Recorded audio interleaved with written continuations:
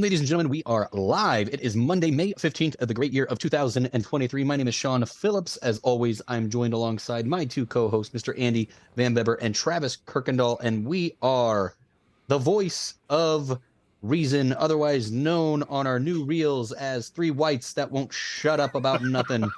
But that is three whites. What we are. We are here. Yeah. We are live. It is good to see you guys, gentlemen. How's our week's been treating you?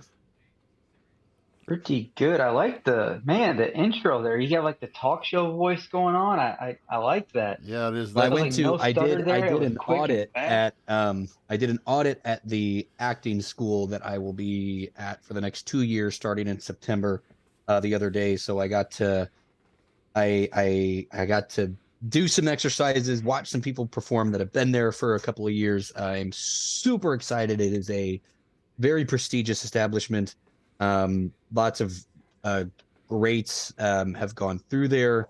The school that I'm going to be going through, the original creator of the school was the coach of Marlon Brando, Marilyn Monroe. Shut up. It's a very excited. That is fantastic. Some of the more recent claim to fame people that have gone through this institute are Lady Gaga, Chris Evans. It's that school. So I'm pretty stoked. Is McGregor going there too, or probably not? He's probably just.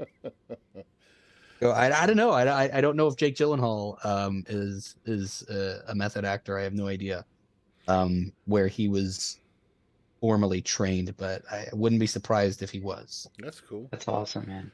Yeah, I did sectional track meet this weekend. We have one girl who's going to state this year, so that was kind of cool. Witnessed a car accident, which was kind of funky, and had to give our statement to the police and tried to save this woman had a car crash. And I tell you what, when they say shatterproof glass, they mean shatterproof glass. We tried to get this woman out of the car before she was passed out, and I had a discus. What they throw, and I was banging the glass. And couldn't break in, but I found out today from an EMT that if you try to break into the glass, PSA right now. But if you try to break a glass, don't try to break it in the center. Try to break it in the corners. If you're trying to get somebody out of a car, don't break it in the center. Break it on the corners. So, but I mean, I slammed that thing, and I was full on swinging, and I was like, wow. But well, aside from that, how did Mother's Day go for the both of you? Oh, good. We had Olive Garden last night. I was quite pleased. We went to Outback. We were in the Outback last night. Yeah. Travis, did you take the wife out anywhere yesterday, or? We did takeout from the best burgers in all of McHenry County, Illinois, Cattleman's Burger and Brew in Algonquin, Illinois. Mm-hmm. I actually know of that place. The best.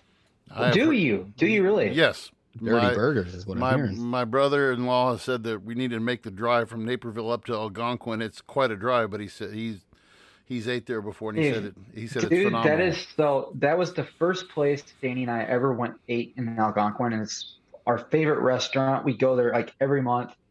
You guys ever do it? Hit us up. That's like our favorite spot. What's the best thing to get there? The burgers, man.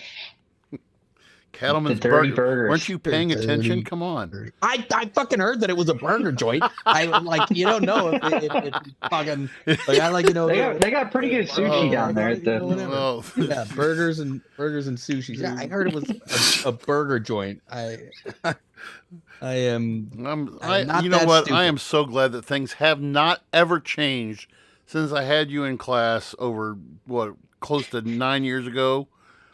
Nope, never. They probably never will. No. I can't believe that your bride to be is going to be having to probably deals with the same thing. What did you say? What? Huh? Trust me, my bride to be will tell you that my hearing is the most selective on the face of the planet Earth. She would drill hearing aids into my skull if she had the chance at any point in time, but not today. I tell you what, I will tell you what I'm excited for. What is it? It'll be a month from this last weekend. We'll all be together. Correct? Less than a month. Yeah. 3 weeks. Right. Yep. 3 weeks. Yep. We will all be together. We can put a new photo out there on our profile and everything. Tell me about it, Travis. I gotta get the credit card up to get them flights. You know what I'm saying? I gotta slim down. I hope I can fit in that tux. Yeah, same. I'm gonna hit Don't- my. Yikes. Don't worry, you guys. At least you don't have to go to a tent maker to get fitted for a tux. So I mean, No. Got it. so but No, well, the tent maker at least might not have felt your balls up the way that the one did when I got mine done. When I got fitted, that's a classic. when I was in Friends one. Kansas City. Yeah, he's like, that's how they do pans. Yes. No, I heard. I actually heard an old story. We'll have to pull it up on YouTube. That apparently there's a really famous like audio or video clip of Lyndon B. Johnson being fitted for pants or something like that, and it's apparently he's got like he says all kinds of like crazy stuff. He's like on the phone with someone apparently getting fitted for pants, and you just hear him talking to the tailor, and he's like something about his bunghole. Like, I can't reach nothing; it's too far up my bunghole. Like, President of the United States. Oh God. Yeah, I'll have to find that because I've heard that from more than one person. I've not actually heard. I need to. Yeah, I'll have to look at that. Hey, before we get started, quick thank you to all of the folks who are viewing us. The views and the likes and the comments and our new listeners who are joining us on Facebook and from all of our reels. Can't be more happier with that. Tell your friend when you see one of our reels pop up, please share it. And our good friend Martin Hanley is real good about sharing our reels, and we appreciate that. We appreciate the show last week with Martin. That was we got a lot of views on that this week. A lot of Spotify views on that. So thanks again to Martin for filling in that little square down there in the corner where Sean's at. But nobody can replace you, Sean. But we thank Martin for that. So tonight, I guess where we're going, we want to piss enough people off equally. So we wanted to kind of. I titled tonight's show, "Does America Have a Bleak Future?" And Great title. You can't get more bleak than that. I mean, you can't, But this week's survey was basically, do you think that Donald Trump and Joe Biden have, what's the chances of them, winning the election, going, do they have people who are, let's see, well, the actual question was, do you feel that Joe Biden or Donald Trump will have any serious challengers from their party in the primary? And I said, leave names in the comments. So 75% said yes, and 25% said no. And so the yes votes, some of the people were said was, I don't think Biden will. Trump will have DeSantis and Haley biting at his heels. And he said, and then somebody, or one of our new listeners, commented saying DeSantis is sinking himself fast with the Disney scandal and his lies. Somebody else said, well, what about Mayor Pete? I'm assuming Pete Buttigieg. And then old Murdog checked in, Sean, and said DeSantis for Trump. So do you guys want to hear something? This is from covers.com. So I can't tell you how official these are, but these are the odds to win 2024 U.S. election. Yes. And I'm going to give you the top 5, but I'm also going to list number 6 because number 6 is actually kind of interesting. Okay, so number 1, odds plus 160, Joe Biden. 2, Donald Trump plus 240. Third is quite a bit of a dip, but it's Ron DeSantis at plus 500. Then we have Robert Kennedy Jr. at plus 1,400. And in number 5, we have Kamala Harris plus 2,500. Now, guess. I want you guys. I'll give you each a guess. Guess who number 6 is with the odds at plus 3,300. Yeah, give me this at least, male or female. Female. Michelle Obama. Oh, Michelle Obama is. I was literally I had an article pop up my feed about her being president. I was like, this looks like bullshit. So that's why I thought that. Michelle Obama. God, we'll go back. They talked about that. We'll go back to I have also lunches. heard them speak about her potentially like running one day. I don't think it would be this time around, but I would not be surprised if maybe in 28 she ran. I Wouldn't surprise legitimately me one wouldn't be bit. surprised. And I think she would win hands down. She, Yeah. I mean, she's very. I mean, she and Barack are from the same. I mean, as far as how they speak, how they communicate, how they.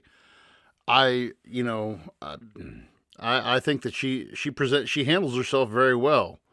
Now, as far as popularity goes, and I haven't watched it. She just did an interview with Oprah, I think. That apparently like is getting a ton of buzz. I have not seen it, but I see billboards for it all over Sunset. So apparently, I don't know if it was like Apple TV or something, but it was a pretty big interview presentation that they.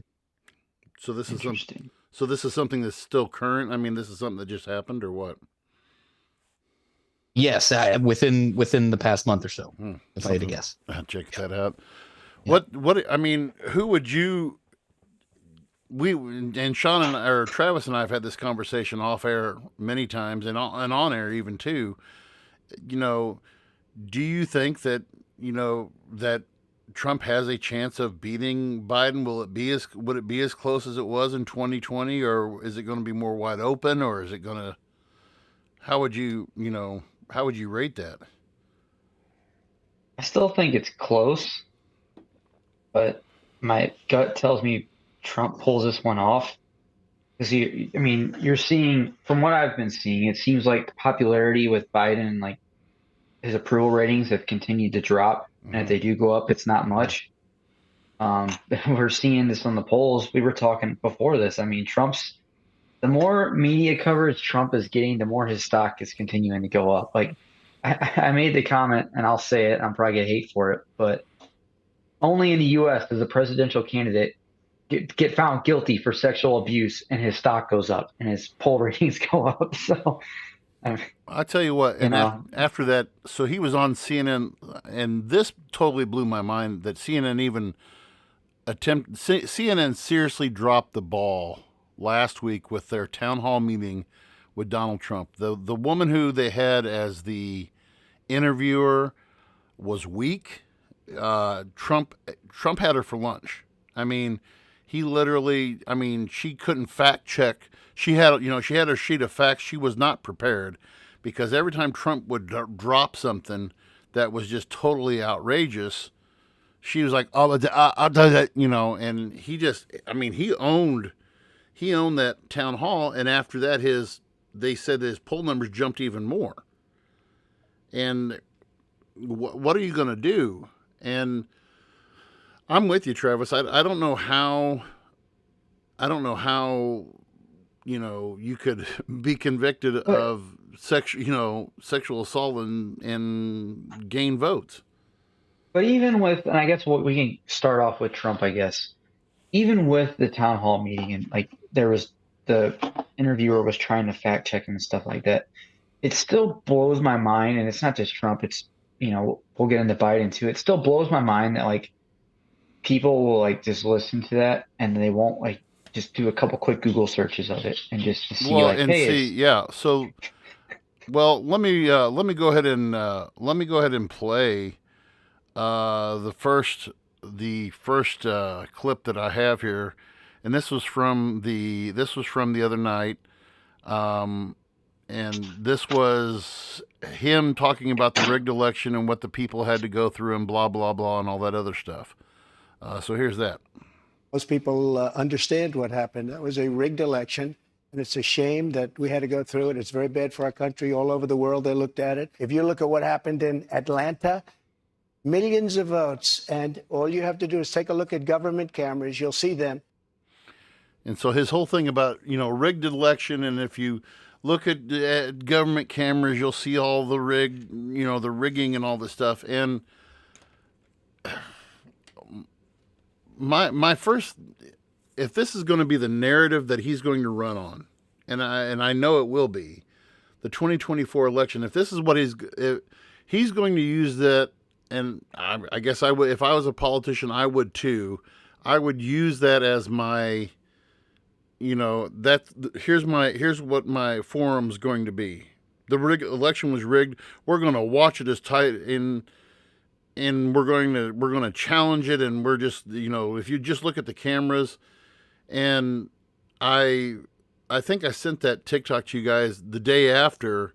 What's that guy's name? Anderson Cooper did a thing on TikTok. CNN did a thing the day after and just basically said, "Look, this guy's a liar." And CNN was just so bold as to kind of cover their butt afterwards. They're like, "This guy lied. This guy's, you know, a threat to democracy. This guy is." So I mean, how big of a factor? I mean, I already know pretty much what you're going to say on this one, Travis. But I mean, how big of a factor is this going to play in the next election? I mean, how much of this whole thing about it being rigged and all this other jazz, how much is that going to be a factor in this next election? I mean, we've already seen it. People are already all in on it. I mean, that's what they believe. No matter what's presented, you know what? That's what he's saying. That's my guy. I'm voting for him, and I don't think what I'm continuing to see with him is he can make a statement and it can get fact checked and it's wrong, but he's still going to gain. People are still going to listen to it at face value and say that's it. It's what it seems like. I don't want to change the subject, but there was one comment in the town hall meeting they made about. I think she asked him, like, "Do you take back your comments you said about women?" I think she was referring to the famous quote of like grab him by the pussy or something. Yeah. He made the comments. I wrote this down because it was like, I can't believe this guy is saying it. He's like, and I'm going to paraphrase him. I'll probably butcher, but he said something along the lines of like, "I'd like to take it back because I can't, because when you're a celebrity or you're someone with like power, this has been going on for hundreds of years." I think he said millions of years. He's like, they just let you do it, and he's like, I can't take it back because it's true. I was like, Jesus Christ! I thought about putting that clip on, but I was just like, I don't know if I want to beat that dead horse or not. But I was just like, I was laughing so hard. Well, and to like, every God, the guys. Well, that was, you know, and here's my complaint. My complaint is this, and you've heard this complaint before. I mean, he duped every evangelical Christian out there that, oh, you know, this is a man sent from God. But I'm like, oh, but just grab him in the pussy and I'm like, and I mean, he's still saying it though. He's still the Christian vote, man. Yeah, and you say that. How do you? Well, that's just locker room talk. I'm like, I have yet to go to a church service and hear any pastor say, "Hey, just grab him in the." Really? Yeah. I'm like, whatever. I mean, whatever floats your boat, you know. But I mean, that's more of a character thing. That's more or less of the stuff he said as far as what he did, or like, that's less policy and action stuff, I guess I could say. It's more a claim to his character. Well, to me, but I don't think it's, for me personally, I don't think it's a good look. I think the president should be someone who's, one, professional. That just wasn't a professional, wasn't professional at all to me. And two, I mean, it's like the presidency, in my opinion, is like the top like leadership role. And sorry, my dog's like running circles behind me. Yes. So it's like the top leadership role, and it's supposed to. I think you're supposed to set an example when you're at that level. And I mean, you got kids and stuff that like watch the TV and they see this kind of stuff, and it's like, in my opinion, shouldn't the president be someone is an example of what America is like? Is like, you know what I'm saying? Well, like he is, like, he or she should be like that example for kids, someone a kid should look up to. Like I look at Trump and I'm like, that's just not the guy. Like, I don't want my kid to look up to that and think that's what a man should be, you know? And Sean, it's just my opinion. I don't want to get off track too much. No, because I'm with you, Travis. And I think that like part of it is there's a very real chance that we've had presidents in the past that have kind of been scummy, but I think there's a difference like now with there being Twitter and with there being like cameras pointed at you all times, like, you know, maybe presidents back in the day could have been scumbags, but at least when they were out in public, like they had their presidential front on. Trump doesn't have that. Trump is, on air during a CNN town hall going, yeah, well, the judge wouldn't let me put it in the case that she called a man an ape, Dog a vagina. who is black. She called him an ape. Couldn't put that in there. Couldn't. She called her cat vagina. Like that is the guy that Oh. people we're having people kind of rally behind, and like regardless of how people felt about Obama, regardless of how people felt about Bush, for the we go back and like there was this level with Trump, and Sean, you might want to hold on a second. You're cutting in and out on us. I don't think bad. We had this is modern technology, folks. This is what we have. Sean was saying that he had internet issues today, so we I could make a point. I just don't want to. I hope I'm not cutting him off. I don't know if his feed's going through or not. Yeah. Well, I guess I'll just say it. I wanted to touch back on for talking. Oh, it looks like we dropped him. Are we still alive though? Yeah, we're live. We're good. Yeah. Okay. He made the comments. I guess I'll end my Trump thing with this. He made the comments talking about the Ukraine-Russia war, and he was saying, "I will settle this war in one day, 24 hours. I'll talk with Putin. I'll talk with Zelensky. I know their weaknesses. I know their strengths. I will settle this war." Yeah. Well, let me play. I actually have. Let's see. Where's that at? I think I might actually have. Oh shoot! Go ahead and keep on talking because I have that clip. I have that clip. What he's saying. I mean, we could end the war right now. Like there's been talks of. They've been talking. I remember when the war in the early stages of war. I mean, they were already at the table talking about negotiations, and it was claimed that the U.S. reached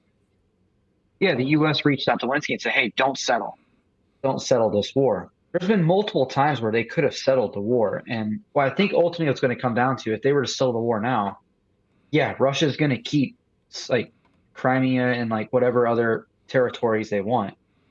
And then they don't cross it over to Ukraine. And then we make the agreement that Ukraine's not part of NATO.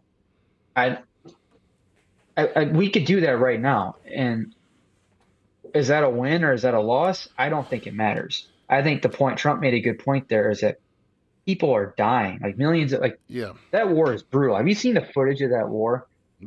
I've seen and lot. I don't really I was initially for and I think I said this before, I was initially for us being like hard on Russia, saying like we got to stop this, like we got to stop Russia. And again, I don't agree with what they did with Ukraine, but at the same time, the US and NATO really did instigate this whole thing. And now we're using another country to fight a world power, and they're actually kicking the world power's ass right now at the expense of none of our own troops. Right. We're fighting this proxy war with them, and it's strategically it's a total win for the U.S. Mm-hmm. But at what cost? At the cost of tons of innocent people fighting for a country that, in all honesty, the U.S. probably doesn't really care about, and Russia definitely doesn't care about. But they're just getting screwed. The Ukrainian people are getting screwed in this deal. Right, and it is what you said it is. It is a. I like the way you put that. It's a proxy war, and that it is. It has been a win for them and kind of for us. And it's not just that. It's not just we have another army fighting a war against one of our greatest adversaries for us. We've been sending them like munitions and weapons, all this stuff. This is something no one talks about. We're getting real-time data on like how like these weapon systems work, what their capabilities are, at the expense of none of our own troops. Like that's stuff no one's considering too. Like the missiles and stuff that we're sending over there, all that kind of like the surface to air missiles and stuff. Mm-hmm. We're getting all that data back. And that's like data you can only get from like real-time stuff. And it's perfect opportunity for us because again, it's at the expense of none of our own troops. Yeah. So this sounds fucked up, but I get why some people are for the war and for what the U.S. is doing. But at the end of the day, innocent people are losing their lives and they're losing their country for it, and I can't get behind Let me that. see if I pulled this audio up. Let me see if it'll work real quick. Let's see this. So this is what he said. This is what he said the other night at that town hall meeting. President, I will have that war settled in 1 day, 24 hours. How would you settle that war in 1 day? Because I'll meet with Putin, I'll meet with Zelensky. They both have weaknesses and they both have strengths. And within 24 hours, that war will be settled. It'll be over. It'll be absolutely over. Do you want Ukraine to win this war? I don't think in terms of winning and losing. I think in terms of getting it settled so we stop killing all these people and breaking down this country. Now, and so one of the things that he brought out there was he said he'd have the war done in 24 hours. Have the war done in 24 hours. Because, like you said, they both have, Zelensky has they both have their strengths and weaknesses. They both have their, what you just said a while ago, Travis. I mean, that's the other thing that I wonder about is what does he, what could he do that Biden isn't doing? I mean, is this a war that we are afraid under a Biden administration we're afraid to get into because he doesn't have the balls to really jump in and do anything, or is this just Trump's got an inside track with Putin, or I mean what is this? I think it's literally just what I said. It's a settlement between both sides, and it's an agreement that's already been established. Just no one's actually agreed to it. I think it's just going to be, like I said, Russia keeps those territories. Ukraine still maintains a country, but they don't become part of NATO, and that's it. So, but I think he's literally just doing what we could do right now. What Biden's not willing to do for whatever, like I said, political or whatever gain there is. You know what I'm trying to say. Yeah, but my thing is, but we're not. Anyone could do it. Well, yeah, anyone could do that. But it doesn't solve the problem because if Ukraine doesn't become a member of NATO, that totally, negates what the whole war was about in the first place, and I think that they see it as a loss. I don't think that Zelensky's going to just sit down and say, okay, hey, we were wrong, they were right, we won't join Ukraine. But I do think that, when the lady did ask, she asked him, do you want Ukraine to win the war? And his response, we just heard it there, his response to that was, well, I don't want to see any winners or losers. I'm just tired of seeing the loss of life. And I'll buy that. I mean, no one wants to see the loss of, because the number of Russians and the number of Ukrainians who have died has been too many already. But that doesn't solve the issue. But it doesn't solve and it doesn't solve the issue. And the issue, I want to know what this is. It reminds me of a ton. Vietnam. Yes, I was just it's quagmire. It is quite literally the same kind of thing that started with aiding in supplies, and then president after president saying we're going to get to the point where it's, the next elect is like, I have a plan, 12-step program to get this resolved, get it fixed real quick. And then it's the same thing. And and then we could get to a point where we see an escalation of troops into a place like the Ukraine, which I hope doesn't happen. I hope the problem is we both know what that leads to. It's much bigger than Vietnam. No, I agree. When you put that's a war. I mean, we shouldn't have been in Vietnam, and we're getting totally off topic, but I want to say this. If we put boots on, and we've had this discussion before, but if we put boots on the ground in the Ukraine, that's a game ender.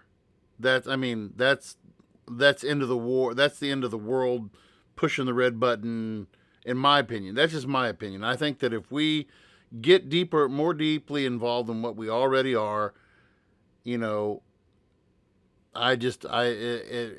is going to come down to a bad situation. So you're in that situation, like you said, Sean, with Vietnam. Lyndon Johnson was in so deep, in such a quagmire with us. We were bogged down. And I'm not going to run for re-election. Screw that. I'm not going to run for re-election in 68. And Nixon's plan was going to be, okay, I'm going to amp it up. And then I think he found out 2 years into the war, or 2 years into his presidency, okay, this isn't going to work. And one of his running points in 74 was, okay, we're going to get out. We're going to get out, and we're going to, or I'm sorry, in 72, he said, we're going to get out. We're going to get out of the war, and that's going to be the end of it. And so I think the same thing is Biden is, the deeper he gets of kind of the opposite thing of not doing anything, sitting back and just letting it happen, you're going to see the same thing. And when Trump says, hey, because American sympathy is still high for the Ukraine, and when he gets up there and says, I'm going to end this thing in 24 hours, I think he's going to be able to deliver. So that's, I mean, with Trump, that's, what you're getting. Now, let's look at the flip side of the coin. Let's go ahead and look at one of the guys you mentioned earlier, Sean, was Robert F. Kennedy Jr. And so this was his announcement. This has been almost a month ago, but I do want to, for people who don't know who Robert F. Kennedy, I mean, he's the son of Robert F. Kennedy, obviously. But I just want to play, it's just a quick clip of him announcing what he wants to do and announcing his presidency. So here's that clip. To announce my candidacy for the Democratic nomination for President of the United States. My mission over the next 18 months of this campaign and throughout my presidency will be to end the corrupt merger of state and corporate power that is threatening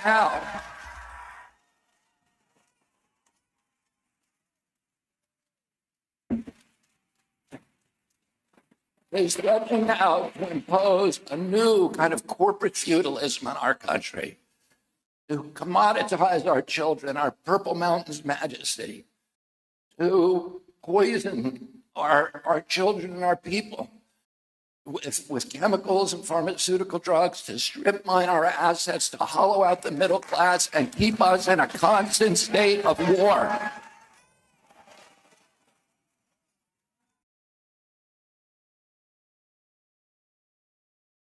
What you have there, I mean, what does that guy sound like to you guys? I mean, is this a new kind of a democratic approach, or is this going to be something that's going to be more the same? What are your early thoughts? I know, Travis, you and I we're texting back and forth there for a while. This is the guy that you might be able to stand behind. What's your thoughts on him? So far, yes. So I've seen that video. I saw an interview he did with Fox News, and then I read an interview that he did with another journalist, and he was kind of talking through his whole talking points of his campaign, what he likes, what he wants to do, kind of his policies he's for.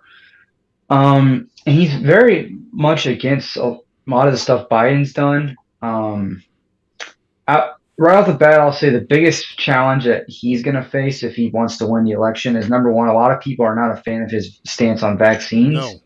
There's a lot of controversy with him in 2020. That's going to be a big hindrance for him. But right off the bat, I mean, I don't think his speaking issue is, because he's got like a voice issue. He's had it forever. Mm-hmm. I don't think that's going to necessarily an issue, because you listen to the man. One, he's obviously an intelligent person. Mm-hmm. He's very well spoken. Like I listen to him and I understand what he's saying. He's not, losing it like our president. And so right off the bat, I like that. And I really did like some of his points that he made with calling out, what he said about the large corporations and the, us always being in a constant state of war. I mean, he makes great points. Would he get the support to make those policies and changes happen? I don't know. It seems like the Democratic Party doesn't really like him too much, and the Republican Party didn't seem to like him because he's Democrat. So it's he's not Trump. So I don't. This guy's resume, he's got an impressive resume. For sure, yeah. That's another thing. He has a great resume. I mean, He's got a great track record. he's got a so he's Harvard grad, his Juris Doctor degree, which I believe is a doctorate in law. So he's got a doctorate in law from the University of Virginia School of Law. He began his career as a district attorney in New York City.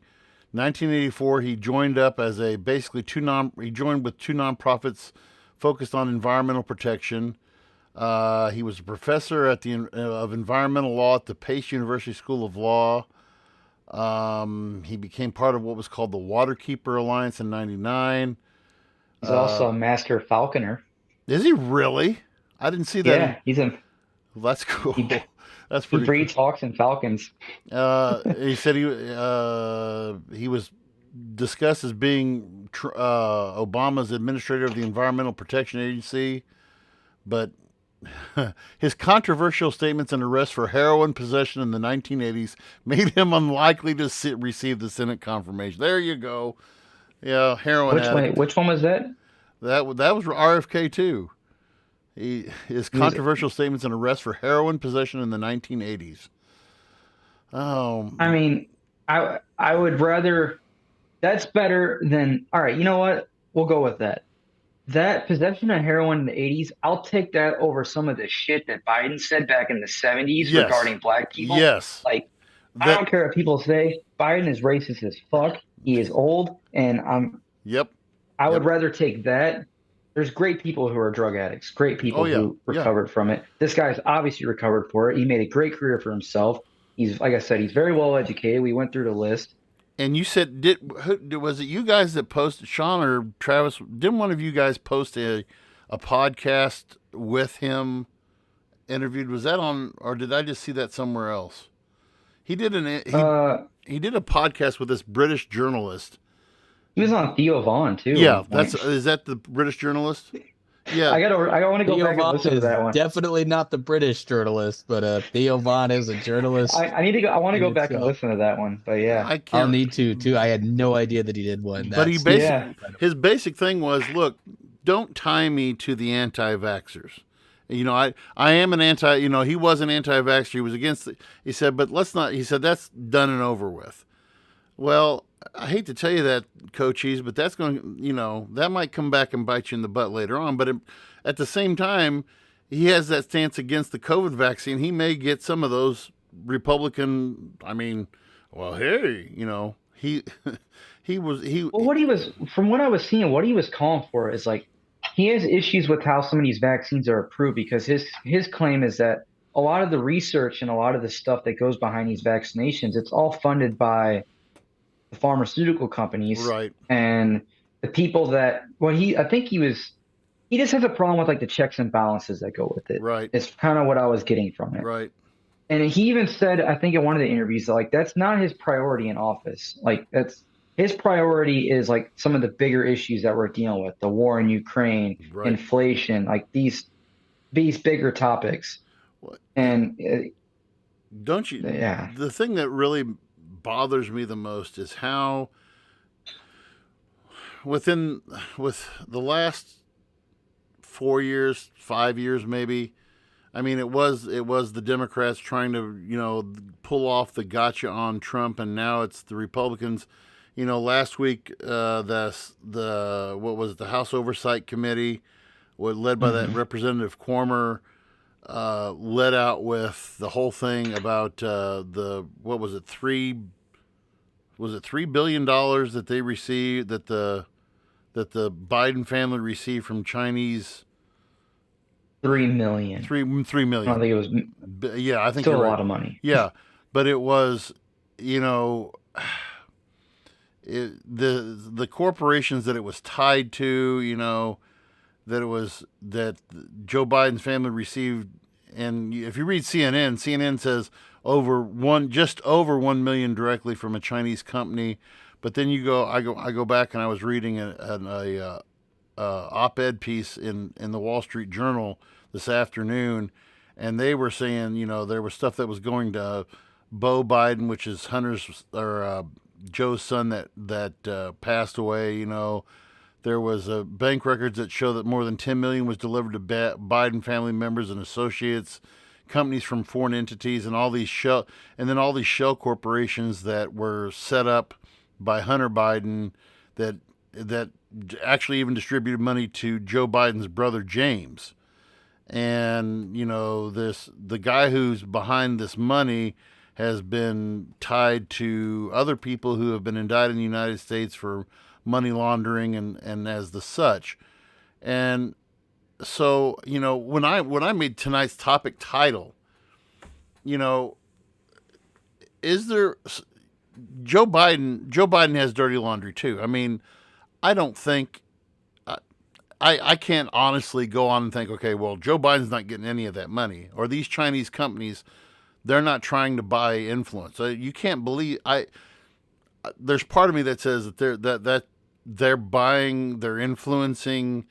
When you have that much money that's changing hands, $3 million is still a lot of cash. I don't care who you are, but when that kind of money is changing hands, you're purchasing, influence.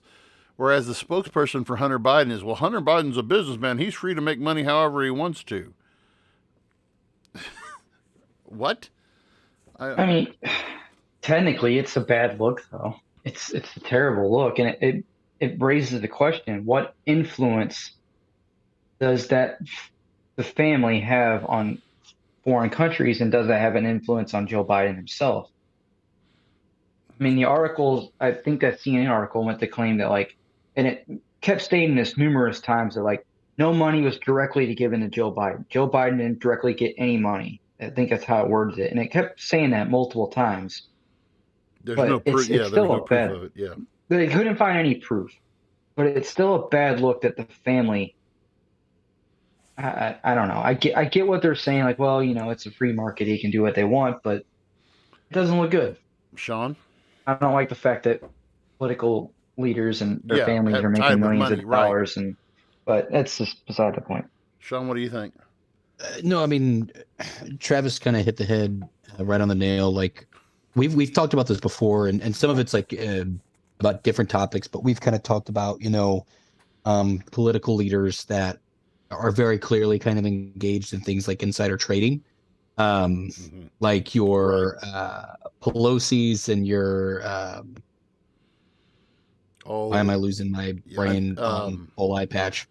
Yeah, God, Dan Crenshaw. Dan Crenshaw. Yeah, Crenshaw. So, we've seen it. It's both sides of the coin. I remember, I know that when people first started talking about this, about the money that the Biden family kind of brought in from the China, was one of those things where I saw a bunch of people talking about how Ivanka Trump was getting money from foreign governments. And at some point, I don't know if we'll ever get there, but at some point, will we ever get to a line that's drawn in the sand that quite literally says, if you do these things, this is breaking the law, and you forfeit your title as a public official. I just don't know if we ever get there, because unfortunately, the people that make those laws are the ones that are making the profits, and it's just why would they change it? So I don't know. I'm not a fan, but in the same token, we bring this up and we talk about it, but at the end of the day, do either of you think there's going to be any ramifications for it? Like actual ramifications, or maybe just it being a talking point come election season? You would have to throw out the talking point. Yeah, you would have to throw out the baby with the bathwater, though. What I mean by that is, you're gonna. I mean, if you do it, if one person isn't going to be just going to step up and say, yes, I had insider trading. Your Dan Crenshaw's, your Nancy Pelosi's are not going to stand up and say, oh, well, I've gotten illegal money. There was a movie, and I've talked about this movie before, and I would recommend it. It's a 90s movie, but it still delivers a great point. A distinguished gentleman, Eddie Murphy. One of my, next to Harlem Nights, is one of my favorite Eddie Murphy movies, and it was basically, A Distinguished Gentleman was based off of a movie back from the 40s called Mr. Smith Goes to Washington, which was, I believe it was either James Stewart or Cary Grant. But in both movies expose how much political play is going on, is being bought by outsider groups, outsider trade groups, and it's all for influence. Hey, and what it starts out is, hey, we need you to vote on this certain issue a certain way, and for your, and so there's not a money trail. What they'll do is they'll say, well, here's some insider information that, like you said before, Sean, would lead to, future stock tips or whatever that'll make them rich in the long run. And so that way and I think the reason why they do that is, well, you can't trace the money, but yet, when a company does this or does that, and you all of a sudden see these guys getting rich off of it. I mean, like you've said, I mean, you don't have to be the head mechanic at Jiffy Lube to know what's going on there, that there's tips being played, that there's influence being traded, and I again go back to Joe Biden. I'm not going to say that I think we've taken a soft turn on China. I really do. I mean, the Chinese are bending us over the barrel so badly. They're rattling the war drum with Taiwan. And where's the news coverage on it? That's just it. There's no. I mean, the only reason I knew about the Taiwan thing, Travis, from last year was when you were sending us those clips from Sky News in Australia. And that was the only way. That was the only way that I didn't. And I'm a history teacher, and I've got 2 Chinese kids, and you'd think I'd keep better track of that, but I didn't know anything about that until that they're teetering on the brink of war there. Where's the coverage? Well, we're going to no, we're not going to talk about that because, I mean, you put all these things together, here, Biden family, here's this amount of money. Look the other way. Don't worry about the man behind the curtain. Don't worry about what we're doing. And don't worry about what we're doing with our dollar right now and how we're making these deals with Saudi Arabia and with, all these money deals that are being made about changing currency and going. I mean, if that's true, I'm really disappointed they didn't ask for more money, like $3 million. Really, that's it. Yeah, you got bought cheap. It's just That's another show in and of itself is how much we need to be paying attention to China. I mean, Trump. I will say Trump did his job against the Chinese and basically holding them accountable for stuff. It's like that quote I said. I always like to say it because I think it's true. Someone said this about Trump with his relation with China. They said China didn't take Trump literally, but they took him seriously. Yeah, that's perfect. That's definitely. And I always thought that kind of rang true to the situation. Yeah. Well, they saw him. He acted as a threat. I mean, he was something that challenged them. Joe Biden has been nothing but a clown show. He's been nothing but a clown show, an absent-minded old man in his 80s who is, who's not allowed to speak off the cuff. And if he is allowed to speak off the cuff, his handlers are going, oh, dear God, please. His age alone should disqualify him. The man's 80 years old. And Trump's getting up there, too, man. Like, granted, I think Trump's in a better mental state, but I mean, RFK, RFK is a young punk at 68. So, I mean, Adderall and Coke will do that to you, man. Like, you might not be stuttering, but you'll.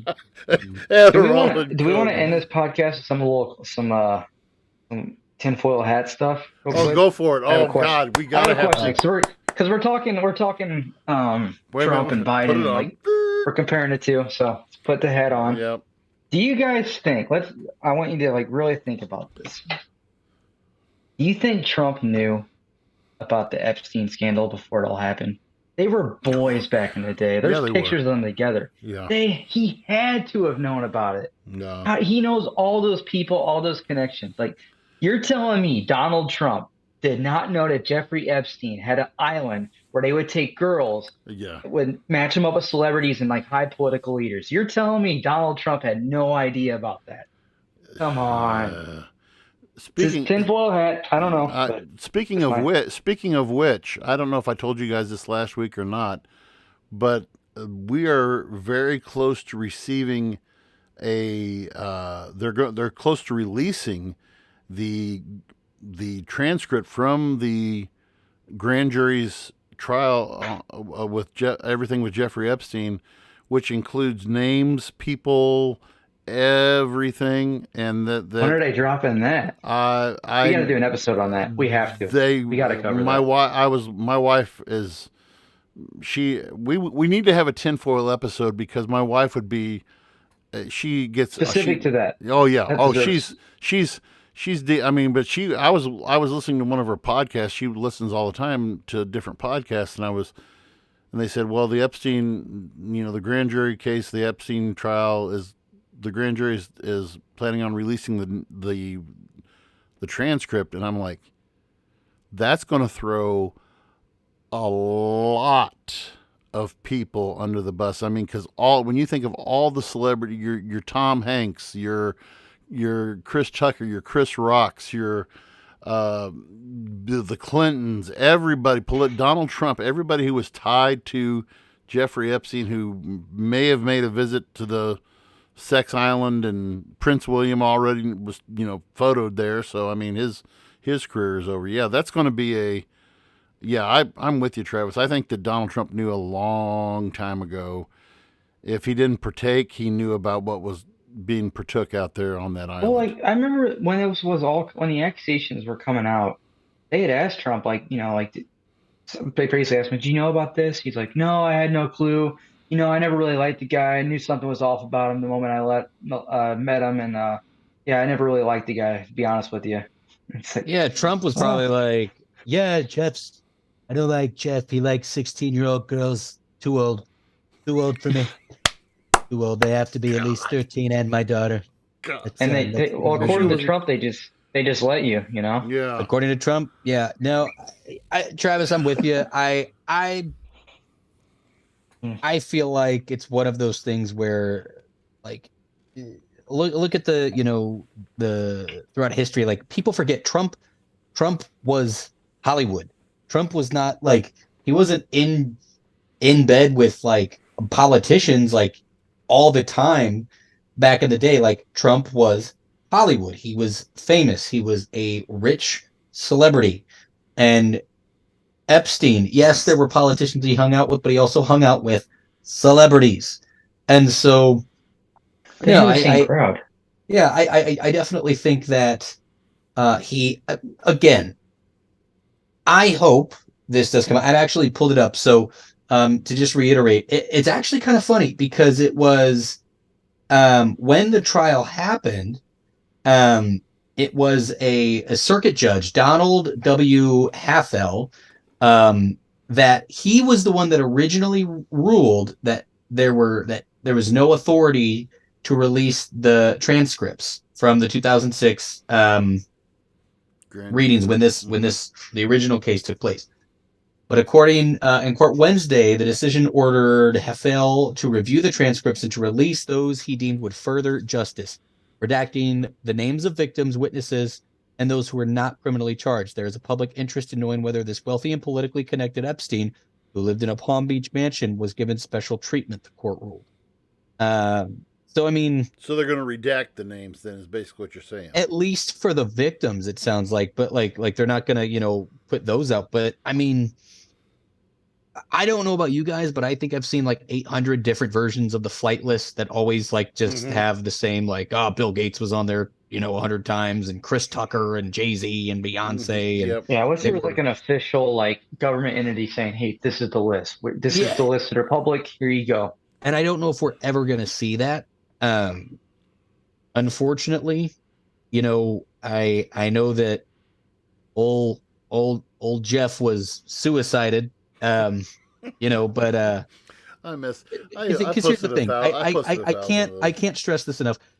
Maybe I'm speaking out of my ass, But for someone that has worked in a facility where detainees were kept, if the cameras would have gone out in the place where I worked, within seconds there would have been individuals on going to those rooms, going to ensure that the detainees were okay. Mm-hmm. The fact that conveniently you have one of the most high profile individuals in the world at the time of his accidental suicide, who was in one of the most high profile cases with names that, again, big names, even if it's not like political people, even if it wasn't like Trump, even if it wasn't like political names, high profile celebrity figures. And conveniently, if I'm not mistaken, they said that one of the guards or two of the guards that were there were asleep, like in, down the cell, and that the cameras weren't working at the time. The cameras weren't working at the time that this happened. Like, that is like Looney Tunes level of convenience, which And again, nobody lost their job over that either. right. And my thing is like 30, 40 years ago, people might have just kind of like, I guess, but it's like now we know how these things work. We have people that talk about how these systems work. Like, it's public knowledge. That's what's crazy to me. Um, but I think there was a chance, absolutely, that Trump knew what was going on. It's the same thing when like we talk about like guys like Harvey Weinstein. Yeah. Like, Jeez. in Hollywood, like so many people that worked with him, so many people that knew him, like, and it's like when you get to a point where there's hundreds of cases, like hundreds of people coming forward, not just like one or two, but hundreds, It makes you wonder. it makes you wonder, like there's, like, why are people so quick to, turn the other cheek? Like, is it really that bad? Is it's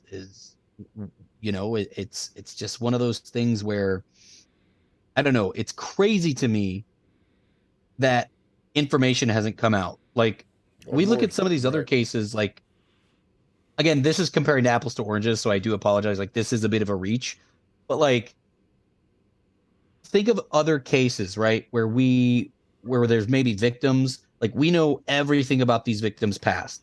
Like, we know, like Kyle Rittenhouse, for example, the first thing that people were able to pull up, like one of the people that he killed was a pedophile. So like, that became like the battle cry of people on the right, was like, he killed a pedophile. Now, did he know that he was a pedophile when he shot him? No. But it's like, we're able to get all this back information. Like why, again, I understand why the victims are protected in this case, like why victims' names aren't released, because this does have so much to do with minors. But there were a lot of people that were named, and maybe I'm wrong, and I'm sure there's a bunch of other court cases where names have been protected, but like, I feel like there's just as many, if not more, where names have been released, where we found out about, oh, these are other individuals that are. So why is it that something that's so high profile, that clearly there are numerous individuals, high profile names, like why are these names not released publicly? Well, it's the same. And Go back to that same thing. The political connections that you were. I mean, this is just what you were talking about a while ago with the insider trading. When anybody has, why are we so protected? Why does there have to be this veil? There's no transparency when it comes to the wrong. If the right people, the quote unquote right people, are doing wrong things, then they're not going to be exposed. But if the quote unquote wrong people are doing the wrong things, dear God, we're gonna try to shell out as much as we possibly can. And I said this before. I actually was talking to somebody about this weekend, and this guy is an avid Trump supporter, big time Trump supporter. But I told him straight up. I said, look, I don't like Trump at all, but what is happening is nothing short of, and I don't think anything that Trump did on January 6th was justified or anything, but anything more that they can possibly dig up. You know, if there was a homeless man in San Francisco in 1964 that Donald Trump went up to and beat with a 2x4, they'd find that and bring that up.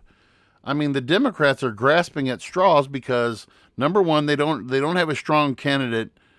The Democrats have a very weak candidate. You said those odds earlier. They have a weak candidate in Joe Biden, whose chances of winning are dropping every day. There's nobody within the Republican Party.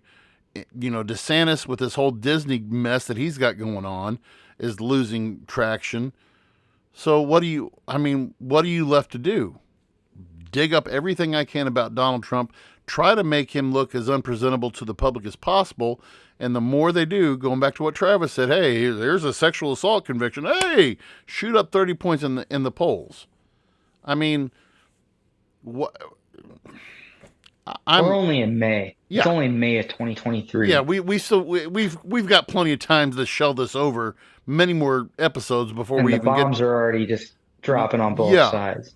Because ridiculous. I don't know. Oh, thank goodness we're over the 1 hour mark. No, well, gentlemen, as always, I had a great time talking with you. And V, I'm not sure if you told you said it earlier at the start of the hour. I know you told us, but what was the number that we did with 2,300 over 23? 2376 was my at last count. 2378. 2378 between TikTok, Instagram, and Facebook. Most of that coming from TikTok. We had so on TikTok we had 1,800 views on TikTok and 700 on Facebook and about 100 some odd. We don't have a lot of followers on Instagram, so Instagram's still developing, but we'll get there. Nice. Yeah. And so for everyone that's been listening and continue to do so, thank you guys so very much to our fans that listen on here, whether it's Spotify, Apple Podcasts, whoever you guys do get your podcast. Thank you so much for playing us in your car. I'm sure that you use it to get your morning screams out or morning tears before you head into work. So however we can be a part of your day, we're so thankful for. And again, to continue to kind of share, like, and comment and repost those reels help us out a ton. Yes. In the long run as we continue to grow this podcast. So for me, busy week ahead, all good stuff, all exciting. So I hope the same thing for the rest of you guys and for all of our listeners. If any of you guys have any questions or any topics specifically that you guys want to us to speak on, please feel free to drop us a comment or shoot us a message. If there's anybody that you'd like us to have back on again, or if you'd like to join us on the podcast and love to speak, please feel free to do so. We would love to have anybody and everybody on for a great discussion each and every week. And gentlemen, it's always good to talk to you guys. That's all from me. I'm not sure if there's anything else you two need to sign off with, but again, to our listeners, thank you so much. Be a friend, tell a friend, and I can't wait to talk to you guys next week. We'll see you.